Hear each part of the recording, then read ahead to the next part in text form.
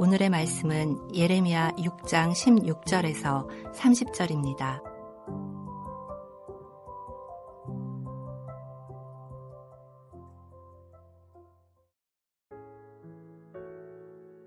여호와께서 이와 같이 말씀하시되 너희는 길에 서서 보며 옛적 길 곧 선한 길이 어디인지 알아보고 그리로 가라. 너희 심령이 평강을 얻으리라 하나 그들의 대답이 우리는 그리로 가지 않겠노라 하였으며 내가 또 너희 위에 파수꾼을 세웠으니 나팔 소리를 들으라 하나 그들의 대답이 우리는 듣지 않겠노라 하였도다. 그러므로 너희 나라들아 들으라 무리들아 그들이 당할 일을 알라. 땅이여 들으라 내가 이 백성에게 재앙을 내리리니 이것이 그들의 생각의 결과라. 그들이 내 말을 듣지 아니하며 내 율법을 거절하였음이니라. 시바에서 유향과 먼 곳에서 향품을 내게로 가져옴은 어찌함이냐. 나는 그들의 번제를 받지 아니하며 그들의 희생 제물을 달게 여기지 않노라. 그러므로 여호와께서 이와 같이 말씀하시니라. 보라, 내가 이 백성 앞에 장애물을 두리니 아버지와 아들들이 함께 거기에 걸려 넘어지며 이웃과 그의 친구가 함께 멸망하리라. 여호와께서 이와 같이 말씀하시되 보라, 한 민족이 북방에서 오며 큰 나라가 땅끝에서부터 떨쳐 일어나나니 그들은 활과 창을 잡았고 잔인하여 사랑이 없으며 그 목소리는 바다처럼 포효하는 소리라. 그들이 말을 타고 전사같이 다 대열을 벌이고 시온의 딸인 너를 치려 하느니라 하시도다. 우리가 그 소문을 들었으므로 손이 약하여졌고 고통이 우리를 잡았으므로 그 아픔이 해산하는 여인 같도다. 너희는 밭에도 나가지 말라. 길로도 다니지 말라. 원수의 칼이 있고 사방에 두려움이 있음이라. 딸, 내 백성이 굵은 배를 두르고 재에서 구르며 독자를 이름같이 슬퍼하며 통곡할지어다. 멸망시킬 자가 갑자기 우리에게 올 것임이라. 내가 이미 너를 내 백성 중에 망대와 요새로 삼아 그들의 길을 알고 살피게 하였노라. 그들은 다 심히 반역한 자며 비방하며 돌아다니는 자며 그들은 놋과 철이며 다 사악한 자라. 풀무불을 맹렬히 불면 그 불에 납이 살라져서 단련하는 자의 일이 헛되게 되느니라. 이와 같이 악한 자가 제거되지 아니하나니 사람들이 그들을 내버린 은이라 부르게 될 것은 여호와께서 그들을 버렸음이라. 예레미야 6장 16절에서 30절 말씀을 함께 묵상하겠습니다. 여호와께서는 계속해서 이스라엘의 죄악을 폭로하시면서 그런 악한 일을 행하는 자들은 북방에서 오는 적군에게 멸절될 것이라 말씀하셨습니다. 하지만 여호와께서 그렇게 경고하시는데도 예루살렘에 거주하는 백성들은 그 경고를 거부하고 있다고 하시죠. 오늘 본문은 16절에서 21절 돌이키지 않는 이스라엘 백성의 모습을 기록하고 있고요. 22절에서 26절은 시온이 위기에 놓여 있음을 말하고 27절에서 30절은 유다 백성을 버려진 은으로 비유하여 말씀합니다.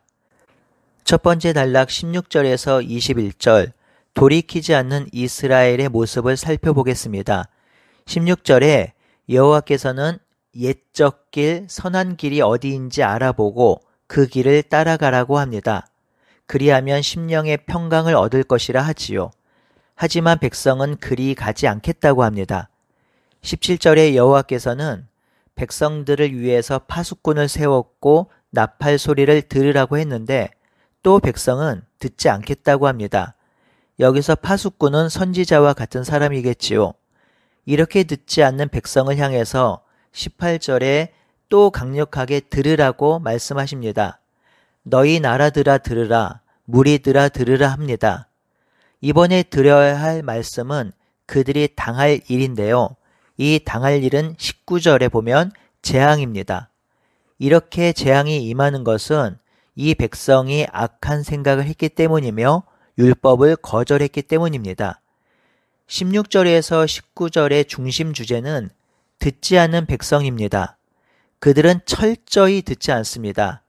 하나님의 심판, 하나님의 징계가 임한다 해도 듣지 않습니다. 성도 여러분, 여기서 아주 중요한 교훈을 얻을 수 있지요. 듣지 않으면 삶을 교정할 수가 없습니다. 듣지 않으면 변화를 이룰 수가 없습니다. 듣지 않으면 소망이 없습니다. 자녀가 부모의 말을 듣지 않고 학생이 선생님의 말을 듣지 않는다고 생각해 보십시오.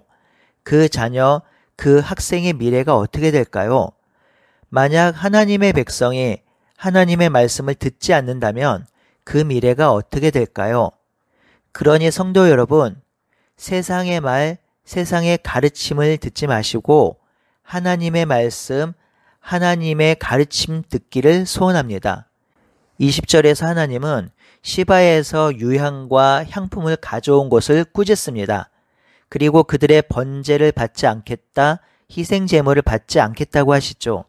시바에서 가져온 유향과 향품은 가장 좋은 진상품인데요. 그것을 받지 않겠다고 하시는 하나님은 인간과 참 다르다는 생각을 합니다. 인간은 좋은 것을 받으면 기분이 좋아지고 괜히 마음이 그리로 쏠리고 그러지요. 하지만 하나님은 아무리 좋은 것을 받아도, 아무리 아름다운 것을 받아도 그 중심이 바르지 않는 것은 절대로 받지 않겠다고 말씀하십니다. 왜냐하면 인간이 보기에 아무리 아름답고 고귀하고 진귀한 것이라도 하나님 보시기에는 티끌과 같은 것이기 때문이죠. 온 피조 세계를 지으신 분이 고작해야 시바의 유향과 향품, 극상품 포도 이런 것을 받는다고 기뻐하시겠습니까? 성에나 차겠습니까? 그것에 감동이 되겠습니까? 하나님은 결코 그런 것으로 마음이 움직이지 않습니다. 하나님께서 원하시는 것, 보고 싶은 것은요, 중심과 마음입니다. 그러니 가난한 과부의 2렙돈을 받으시는 것이지요. 하나님의 말씀을 듣지 않으면서 물질을 바치는 이스라엘 백성을 하나님은 거부하시고 절대로 용납하지 않고 인도하지도 않겠다고 경고하십니다. 21절은 듣지 않는 이스라엘 백성이 하나님이 준비하신 장애물에 걸려 넘어질 것이라고 하는데요. 이 장애물로 인해서 결국 멸망당할 것이고요. 특히 아버지와 아들, 이웃과 친구가 함께 멸망한다고 하는데요. 이는 민족 공동체 전체가 멸망한 것임을 분명히 말하고 있습니다. 22절에서 26절은 심판이 임박했음을 말하고 있습니다. 22절은 이전 단락에서 말씀하신 것과 같이 여호와는 한 민족을 북방에서 세워 그 나라가 땅끝에서부터 떨쳐 일어날 것이라고 하십니다. 여호와께서 친히 세워 이스라엘을 징계할 나라는 아주 큰 나라라고 하는데요. 23절은 그 나라가 어떤 나라인지를 설명하고 있지요. 북방에서 오는 민족은 활과 창을 잡았고 잔인하여 사랑이 없으며 그 목소리는 바다처럼 포효하는 소리이고 그들은 말을 타고 대열을 벌여서 전사같이 싸우고 시온의 딸인 이스라엘과 예루살렘을 치러 온다고 합니다. 정말 무시무시한 모습이지요. 잔인하고 사랑이 없으며 닥치는 대로 죽이고 빼앗고 멸절합니다. 어느 누구도 어느 나라도 이 나라에 대항할 수 없습니다. 24절에서 26절에 말하는 주체는 우리인데요. 우리는 이스라엘 백성을 말하죠. 이 백성이 그 소문을 들었습니다. 그 소문이 들리자 손이 약해졌고 공경이 우리를 덮었다고 하지요. 너무 무섭고 당혹스러워서 손에 힘이 빠지고 넋이 나가고 두려워 벌벌 떠는 모습입니다.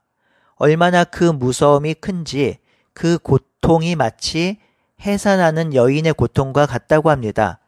아직 북방의 민족이 쳐들어온 것도 아닌데 소문만으로도 이렇게 마음이 무너지고 두려움에 떨게 되었으니 실제로 그들이 쳐들어오면 얼마나 큰 고통과 고난이 일어날까요? 25절에 보면 너희는 밭에 나가지도 말고 길로도 다니지 말라고 합니다. 왜냐하면 북방에서 내려온 큰 민족이 바깥에 나다니는 사람들을 모두 죽일 것이기 때문입니다. 성도 여러분, 정말 참혹한 일이 예루살렘 성 안에서 벌어지고 있습니다. 그런데요, 예루살렘은 성전이 있는 곳이고 하나님께서 임재하는 곳이죠. 그래서 예루살렘은 평화의 땅이라고 불리는 곳입니다. 하지만 이제 그 땅이 사람이 살 수 없는 살인과 살육이 낭자한 땅이 될 것입니다. 두려움의 땅이 될 것입니다. 왜인가요? 그 땅에서 하나님을 내몰았기 때문입니다. 그 땅에서 하나님의 말씀을 거부했기 때문이죠. 그래서 평화의 땅이 죽음의 땅, 살육의 땅이 되는 것이지요. 27절에서 30절은 유다 백성을 내버린 은으로 비유하여 설명합니다. 27절 여호와께서 예레미야에게 말씀합니다. 너는 내 백성 중에 망대와 요새로 삼아 그들의 길을 알고 살피게 하라고 하였지요. 이 의미는 여호와께서 예레미야를 세워 이 백성들이 어떻게 살고 있는지, 어떻게 살아가고 있는지 보고 오라는 말인데요. 그렇게 알아보고 와도 소용없다 하시죠. 28절은 패역한 이스라엘 백성의 모습이 기록되고 있습니다. 이스라엘 백성은 심히 반역하는 자들이며 비방하며 남을 모함하며 돌아다니는 자들이라고 합니다. 그들은 모두 놋과 철이며 다 사악한 자라고 하지요. 여기서 이스라엘 백성을 놋과 철로 말씀하시는데요. 이는 사람을 금속으로 표현한 것으로 쓸모없는 비인격적인 존재로 표현한 것입니다. 우리나라 표현으로 보면 머리 나쁜 사람을 돌대가리, 감정 없는 사람을 나무토막 같은 사람이라고 표현하는 것과 비슷한 것이지요. 29절 30절은 재련하는 과정을 비유로 들어서 이스라엘 백성의 악함을 드러내고 있습니다. 열심히 재련을 하지만 불순물이 너무 많아 재련이 안 되는 상황을 비유해서 설명한 것인데요. 이스라엘 백성이 바로 지금 그런 상태라는 것입니다. 이스라엘 백성을 아무리 재련하고 정결케 하려 해도 그들은 더 이상 거룩해지지 않고 정결해지지 않는다는 것이죠. 그래서 그들을 재련하는 자의 수고가 헛되다고 합니다. 이스라엘 백성은 은과 같은 존재인데 철과 구리 같은 불순물이 붙어서 재련해도 절대로 순수하게 되지 않는다는 것이죠. 그래서 재련되지 않은 이 은은 버려지게 될 것이라 합니다. 27절에서 30절은요. 지금까지 묵상한 내용 중에 가장 슬프고도 가슴 아픈 내용이 기록되어 있습니다. 이스라엘 백성이 아무리 재련하고 아무리 순수하게 하려 해도 순수해지지 않고 정결해지지 않는 결국 버려진 존재가 된다라는 것이죠.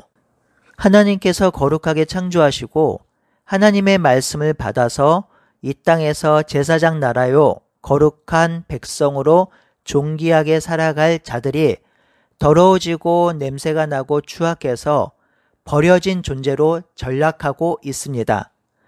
성도 여러분, 아무리 화장을 잘하고 아무리 고급진 옷을 입고 아무리 성형을 하고 아무리 좋은 음식을 먹고 뽐내는 인생을 산다 해도 결국 하나님을 등지고 하나님의 말씀을 듣지 않는 자들은 버려진 은과 같은 존재가 되는 것입니다. 그렇게 버려진 은과 같은 존재로 살 뻔한 우리들을 다시 불러주셔서 하나님의 백성으로 하나님의 말씀을 따르는 자들로 삼아주신 그 은혜를 기억해 봅시다. 오늘 하루도 하나님의 은혜를 기억하며 거룩한 백성으로 정결한 삶을 살기로 결단하고 다짐하는 하루가 되기를 바라고 소원합니다. 아멘.